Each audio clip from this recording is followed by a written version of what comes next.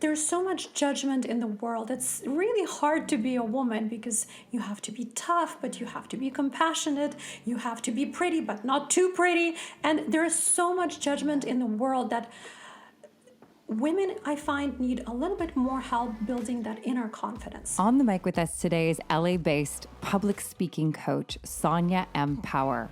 Sonia specializes in helping women overcome the fear of public speaking and craft engaging, inspiring, and deep presentations. And when we started to uncover that fear, what we found out is that it was stemming, the roots of that fear were in the traumatic experience that she had in her abusive marriage. With a degree in linguistics, Sonia has been fascinated with the power of words her entire life. On the podcast, she reveals her journey to becoming a speaking coach and shares helpful tools when it comes to overcoming this universally felt fear of speaking in public. Communication is simply an extension of yourself. And we as human beings are so much more than just the intellectual and the physical element. There is also the spiritual and the emotional element. I'm your host, Ina Koropkina, founder of Jewel Branding Studios and creator of the Business in Style fashion course for entrepreneurs, and designer of the My Style Journey Guide, an audio-narrated fashion journal.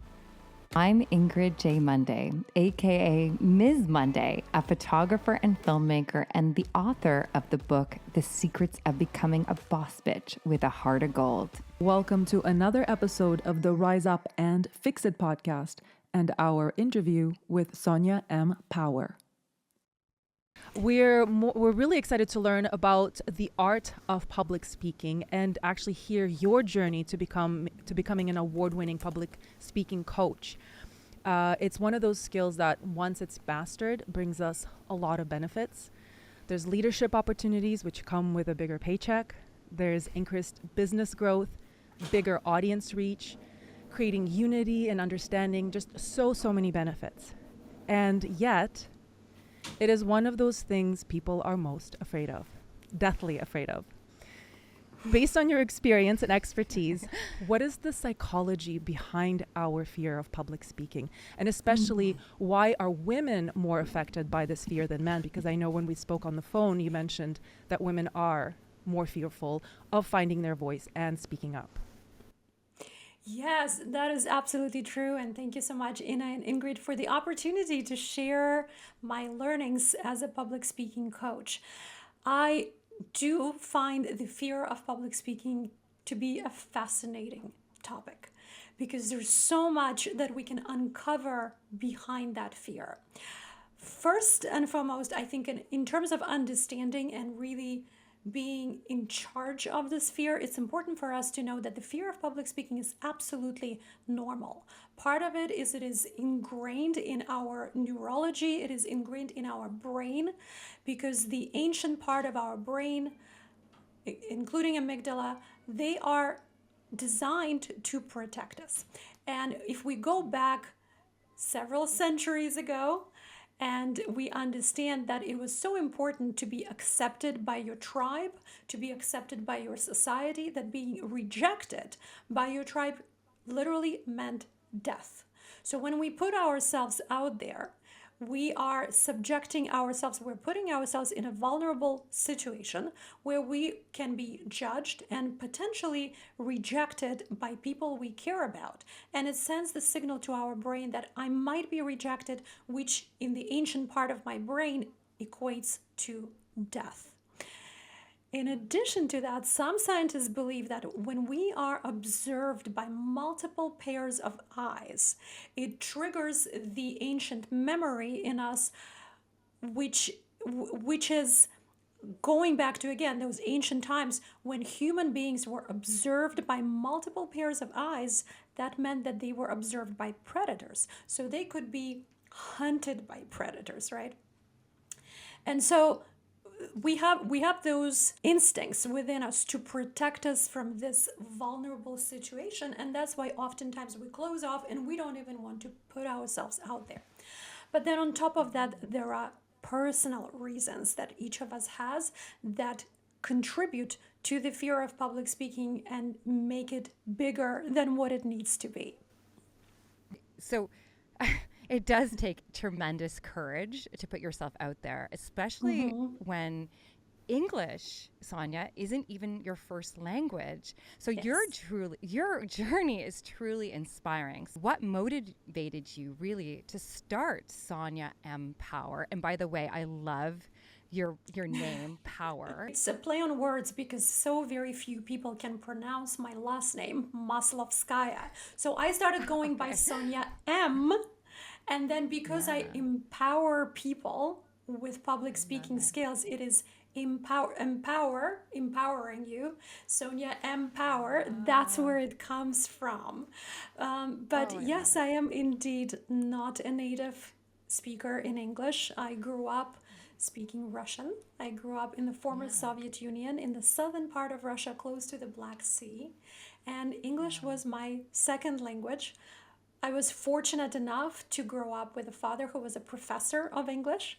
So I grew up hearing English and I became fascinated with languages and the magic of words in any language, not just Russian or English, and the power that communication can hold. And Ina, you touched on it briefly, that we can really elevate all areas of our life if we embrace, if we harness the power of communication. And I understood this from a very young age as a little girl. And then coming here, being an immigrant, I really was able to lean into the power of communication to build myself a career here in corporate, to start my business, and to really follow my passion of empowering others with public speaking and communication skills. That's amazing. Yes. On season 2, we had Michelle Rosetta on our podcast, and she talked about the healing qualities of stories and that there's an oral frequency that we have, and it's actually medicine. So when we share stories, we're actually sharing medicine. Is there other benefits to sharing stories, and what happens to us as women, to our bodies, us physically when we share stories? There is so much that happens with our bodies when we not only share, but when we hear stories. And as a public speaking coach, I have to say that out of all types of speaking, storytelling is the most powerful tool that we have, because storytelling is always going to be more effective than any PowerPoint presentation or any chart and statistics, because stories are ingrained in us. We, as human beings, we developed telling stories to our to younger generations and really passing that wisdom from one generation to another. So storytelling is very natural for us, and there is both the art and science to storytelling. And what recently scientists discovered is that when we hear stories, the stories produce certain hormones in us, and that's why it's so powerful to tell stories. So for example, when you tell a story that demands your attention, maybe it's a story about danger and risk, and there is a trigger or cliffhanger or plot twist or something attention grabbing, we literally produce cortisol, the hormone of cortisol. And then when you hear in a story something that allows you to bond with a character, where you share the same hopes and struggles with a character, you empathize with a character, we produce oxytocin, the hormone of love, right? And if we are telling something humorous, or there is positive resolution from which we feel, okay, there was conflict and now there is positive resolution, so it gives our brain some pleasure, dopamine is released. So because you have leverage of these incredibly powerful hormones as a storyteller, knowing how to use storytelling, when to tell a humorous story, how to portray the character in a way where people will feel empathy towards that character and produce oxytocin, how to create a cliffhanger that will release cortisol.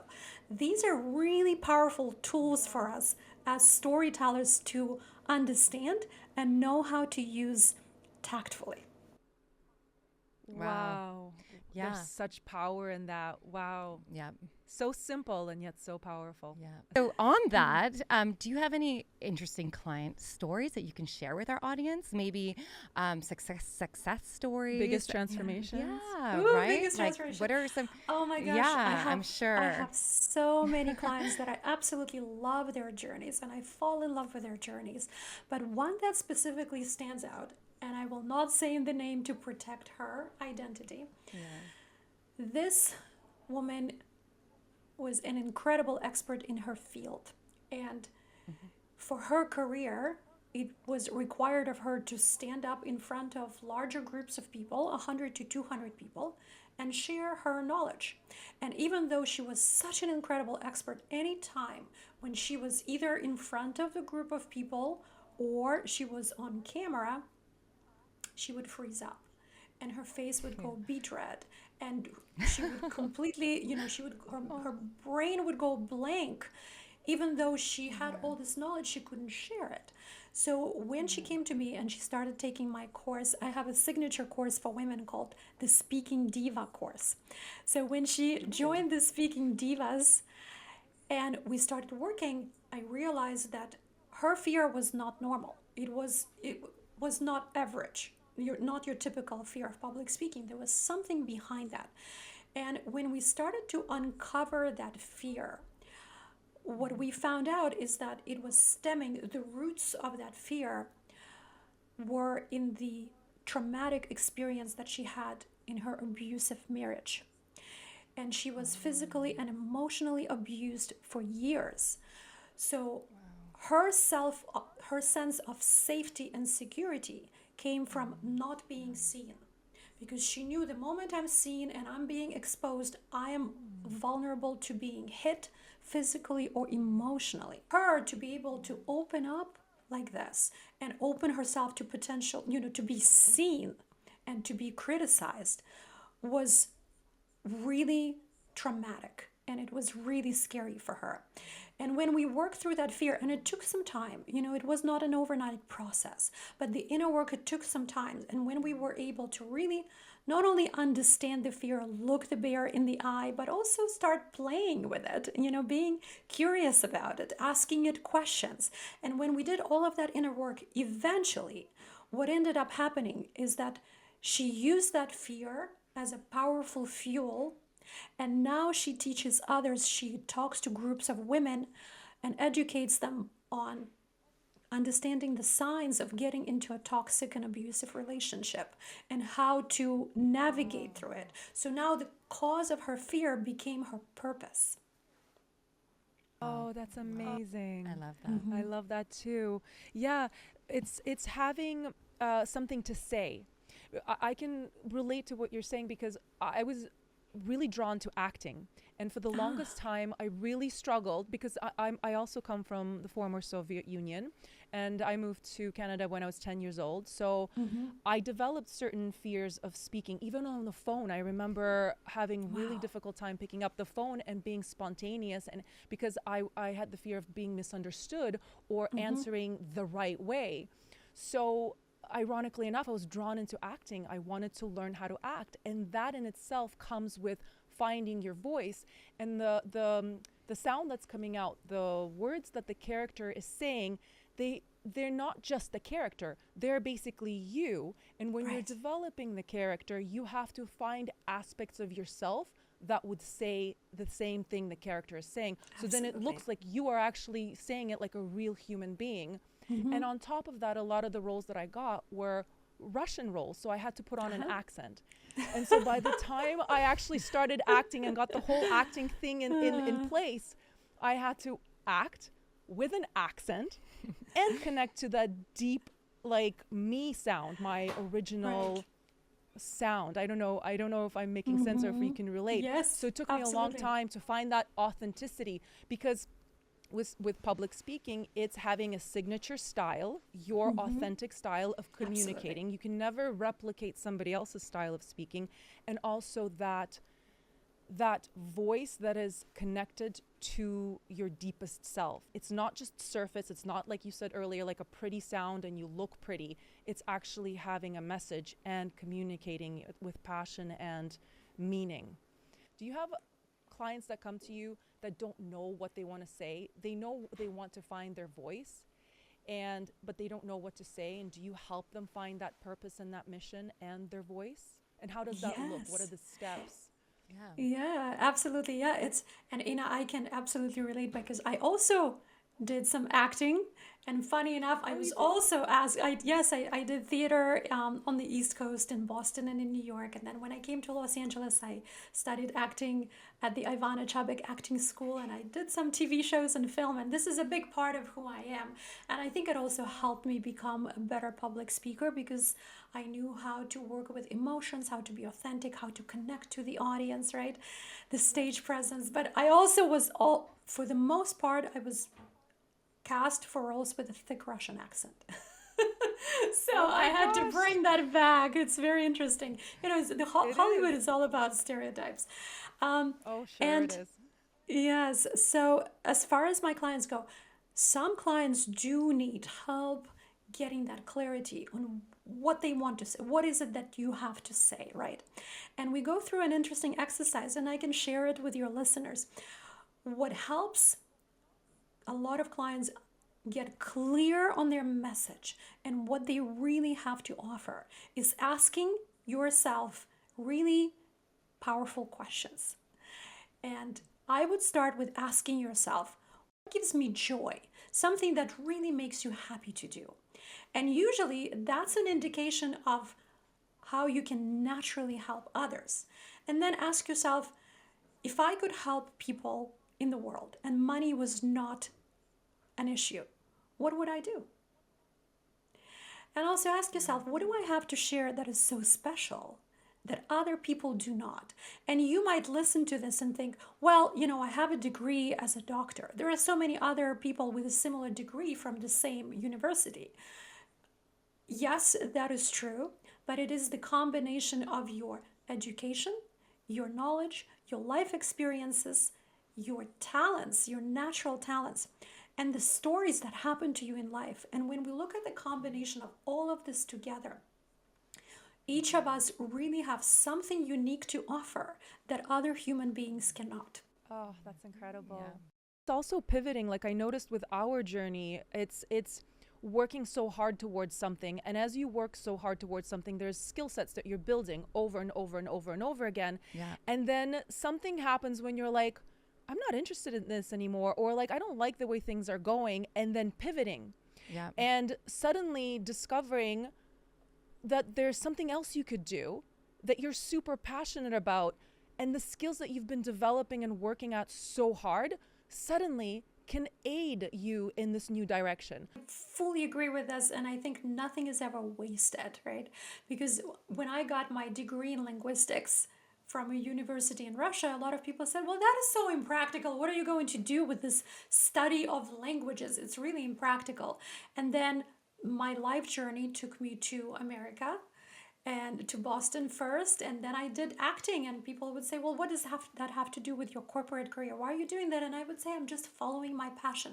It's something that gives me tremendous joy, and I have the luxury of being able to follow my passion. And eventually, when I became a corporate speaker and then a mentor for other speakers, all of those skills combined made me who I am today, a public speaking coach. The acting, the linguistics, the understanding of languages, different cultures, and my corporate career, everything resulted in who I am today. Yeah, and what an amazing journey, Sonia. Like you are also, I've understood, is that you're part of the Forbes Coaches Council. And how did you get involved with Forbes? Because that's an incredible accomplishment. Like Yes, truly thank you. amazing. Wow. Thank you, Ingrid. It really, sometimes when I look at my journey and I think, oh my gosh, I came from a small town in Russia and somebody pinched me. Here I am. Somehow so I have been with Forbes Coaches Council for a few years now, and it's a fantastic network of people who are really driven and passionate, super professional, and very supportive of one another. And as part of the Coaches Council, in addition to having access to this fantastic network, I have the opportunity to publish articles in Forbes. And also last year, I led the Forbes public speaking group and we had some virtual events. So it has been an incredible journey. I'm incredibly honored to be a part of this network. And I want to go back, Ina, to your comment about me working with women. It is true that the majority of my clients are women. I have worked with men. When I work with men, I work with some very powerful men who are business owners, who are CEOs, COOs, the C-suite level. And sometimes they come to me and they say, I have a keynote or I'm preparing for this and this talk. Can you help me? And of course, I support them and help them. And I always invest so much in my clients and I really fall in love with their journey. And I never hear men talk about working with me. I hear women, if I help a woman or help a group of women, it's going to be all over social media. They're going to post it on LinkedIn.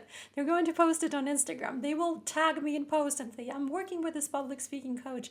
And so women share a lot about their positive experiences and refer one another, while men keep me as their secret weapon. Oh my gosh, that's fascinating. It actually proves the point that we share stories as healing, because there's a healing quality to finding your voice and being able to speak and share. And yeah, Exactly. And to answer your question, in how I work with my clients, so I work either in group settings or I do one-on-one coaching. And whether it is in group settings or one-on-one coaching, we go deep because the art of public speaking is, to me, it goes way beyond the technique. The technique, anybody can learn the technique, and there's so much information out there online that is easily accessible. So the technical aspects of it, such as body language, gestures, eye contact, vocal variety, movement on the stage, and even the intellectual aspect of communication in terms of how do I structure my speech? How do I grab the audience's attention? What linguistic patterns can I use? All of that knowledge and those tools are incredibly important. But if we leave it at that intellectual and physical level, it doesn't allow us to really step into our power as human beings and as speakers. And I always say that communication is simply an extension of yourself. And we as human beings are so much more than just the intellectual and the physical element. There is also the spiritual and the emotional element. And to me, those are incredibly important. And I cannot work with some elements without touching upon others. So whether you work with me one-on-one or in group settings, we go deep. And first of all, I help my speakers get crystal clear on their mission. Why do they want to speak? Why do they want to reach larger audiences? Do they have a crystal clear understanding of what is their unique gift and talent that they can share with the world? And only when they're super clear on that, then we start working on the technique, on their style, crafting their message, and of course the emotional elements. Sometimes I work with clients for whom the fear of public speaking is really paralyzing. Reasons that we discussed, the fear of public speaking that is ingrained in our brain and nervous system. A lot of times this paralyzing fear and anxiety triggered by public speaking goes deep into their childhood or into some traumatic experiences. And so for those of you listening to this podcast, if you do have these fears and anxiety, I would encourage you to ask yourself this question: what am I really afraid of? It is way beyond just public speaking. Let's name it. Let's name it to tame it. Are you afraid of not being perfect? Because that was my thing. I was afraid of not being perfect as not a native speaker and making mistakes, making pronunciation mistakes or grammatical mistakes. That was a huge deal for me because I grew up in an environment where I was trained to be always performing at 100% or higher by my parents. Or is it perhaps the fear of being not good enough? or the fear of being rejected, or the fear of being seen and exposed. All of us have these unique fears layered on top of the standard fears, right? So that's an interesting journey, and I help my clients understand that and dig deeper. Wow, that resonates with me because I used to have like a huge fear of public speaking. I'm getting better at it, and I have a Who podcast would now, have and I think guessed, I've overcome. Ingrid? I know, but like, I have a story. Like, I think it was about 10 years ago. I signed up for a Toastmasters class, and the first night I was, super confident. I went in there. I'm like, I'm gonna kick this fear. And I Yeah. happened to sit beside a man who clearly didn't realize that I was a little bit nervous, and he thought I had this uber confidence. And he somehow openly volunteered me in front of this entire group of about maybe 50 people to go up on stage. And oh my goodness, was that the worst idea ever? I got so nervous, Sonia, that like I left midway through in an attempt to put together some story on stage with so much anxiety. I got sick. I remember getting in the car and like calling my partner or my boyfriend saying, like, oh my goodness, like that was the worst experience of my life. I can never do that again. I'm gonna hide, and I'm never gonna like show my face again in this group. And so like I realized it is intense to have all their eyes on you, and it takes an enormous amount of energy to command Yes. in a room because it is intense. Let me tell you. You're so right about that, and thank you for sharing your experience, Ingrid. What I've noticed is that when men come to me, they have this, not all of them, but the majority of them have this confidence. Even though they might be lacking in experience or in knowledge compared to my female clients, they just innately come with a lot of confidence. And for us women, I think there's so much judgment in the world. It's really hard to be a woman because you have to be tough, but you have to be compassionate. You have to be pretty, but not too pretty. And there's so much judgment in the world that women, I find, need a little bit more help building that inner confidence. And so every client's journey is so unique. And depending on where that lack of confidence is coming from, or what triggers the anxiety, that will determine the course of the coaching.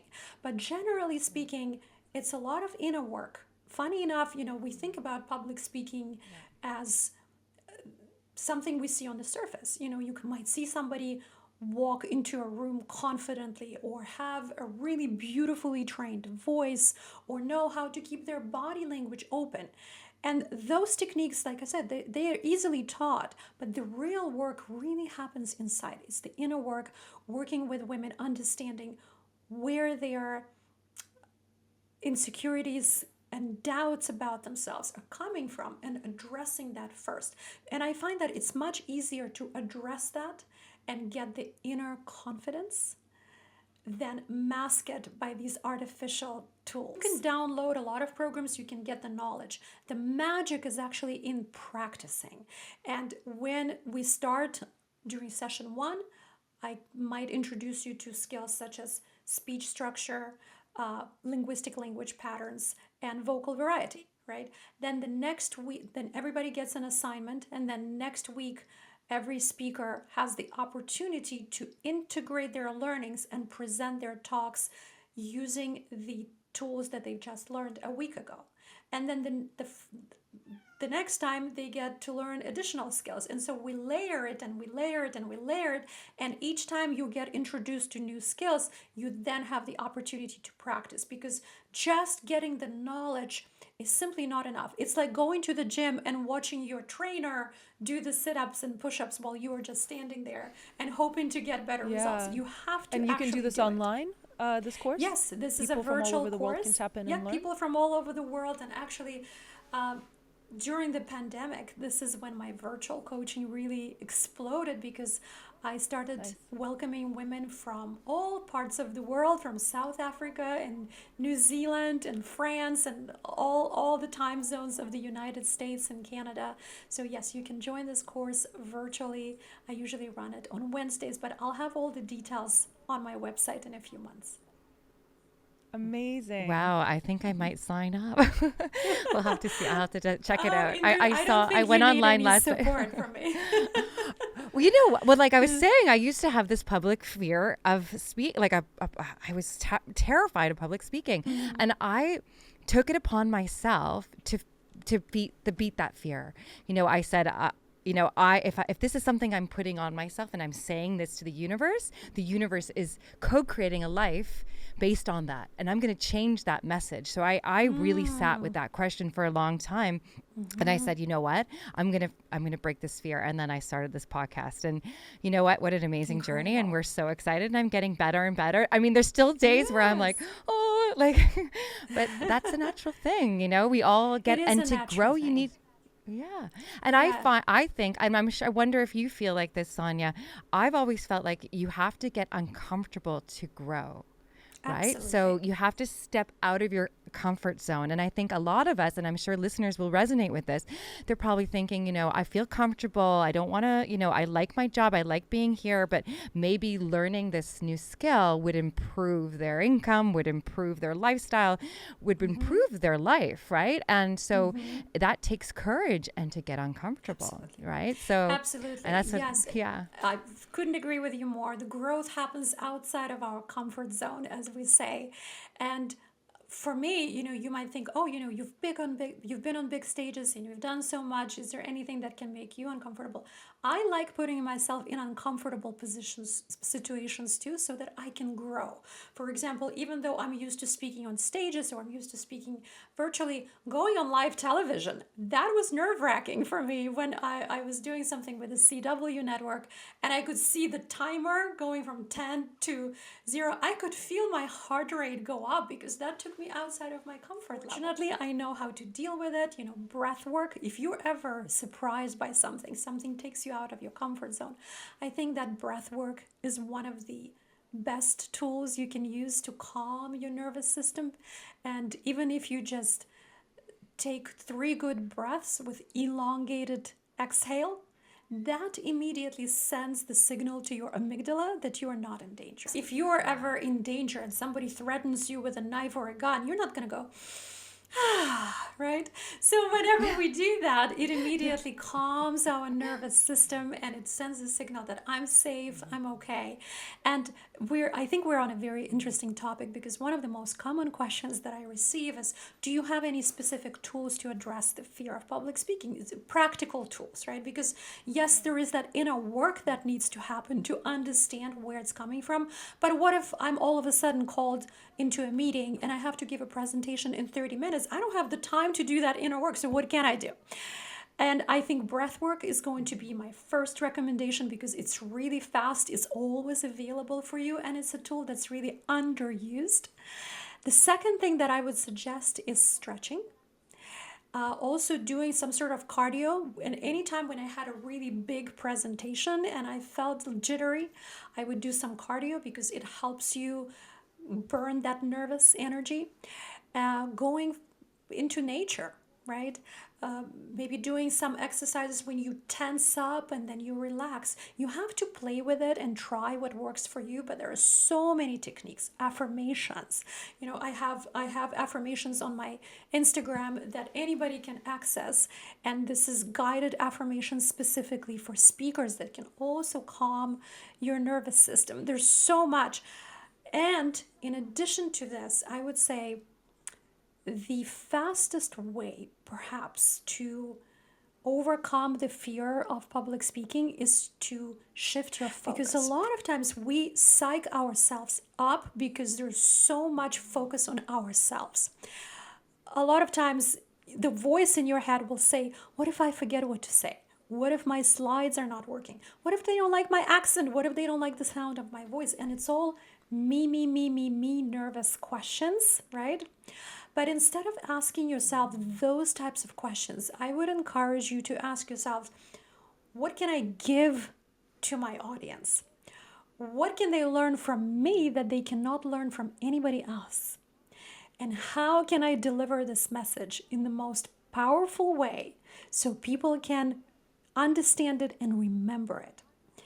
And when we shift the focus from ourselves onto the audience and onto the people that we're here to really support and to give something to, not only does it calm our nervous system, but it also makes you a powerful speaker, the one that people want to listen to because you are generously sharing something.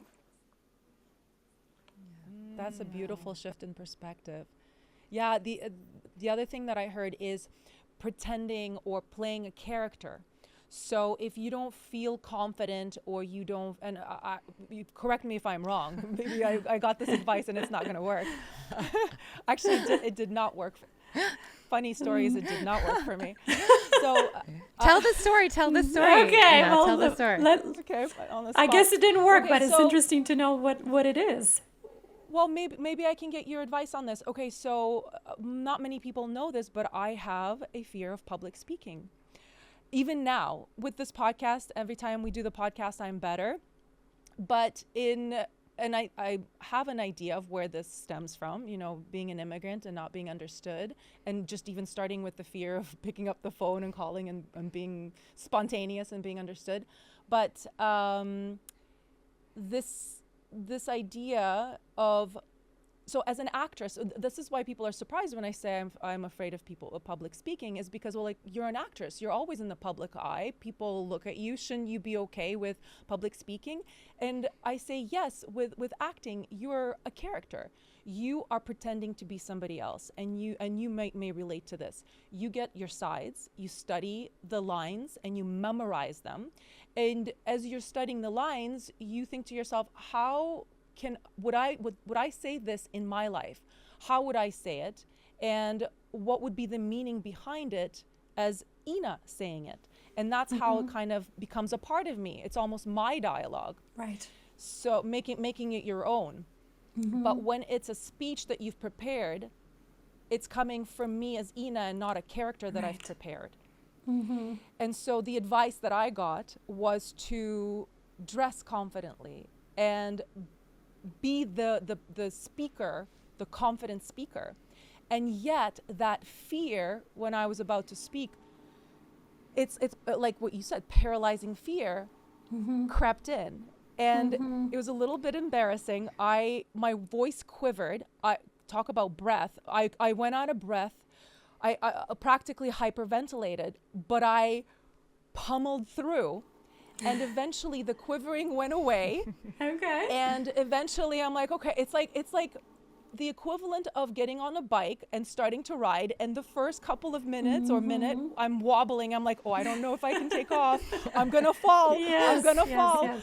And then as I'm speaking, it's like I'm pedaling. And then suddenly I eased into the speech. I eased into my presentation and I connected with the audience. But that first minute was excruciating.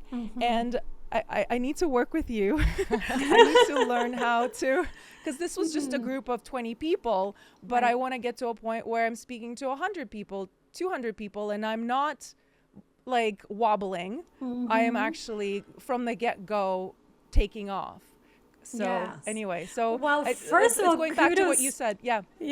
Kudos to you, first of all, for putting yourself out there, because I know it's not easy, and it's easier to say, I'm just going to stay in my bubble where I'm comfortable and safe, right? So that's a huge step. So that's already a step towards overcoming the fear of public speaking. And different techniques will work for different people. I do think that external can support us. So dressing confidently in a way that makes you feel good. Also assuming certain body postures. There are specific body postures that can produce hormones within us to give us extra confidence, and even postures that give us testosterone that makes us look more dominant and feel more dominant. But to me, it has never been enough. The external has never been enough for me. I really believe it is the inner work that is crucial in gaining that confidence. And as a linguist, I'm always so interested in words and in meanings of words. So if we look at the word confidence, the root of it is Latin, which is confidere. And if we break it down, confidere means with trust. So it's really developing that trust in yourself. This is where the inner work is. Having the trust in yourself that you have the powerful message, that you have something to share that nobody else can, that you have all the tools as a speaker to connect with your audience from your heart authentically, and really trusting yourself. That is the trust and confidence. That is the best outfit for any speaker. Yeah, that's great advice. Also, thinking back to the situation, because I have a business coach and I talked through the situation with her after. It's the space also has an effect on you, from what I understand. And so, in that specific circumstance, the audience, it was a big room, but the audience was only 20 people, so it felt giant and they felt so far away. So in retrospect, I would have come down from the podium and spoken more intimate. So there are certain things you can do to make yourself feel comfortable. So that was a big learning lesson for me, like just bringing people closer and more intimate, so I'm not so far away and feeling so isolated. Absolutely. And I encourage my clients to break the rules.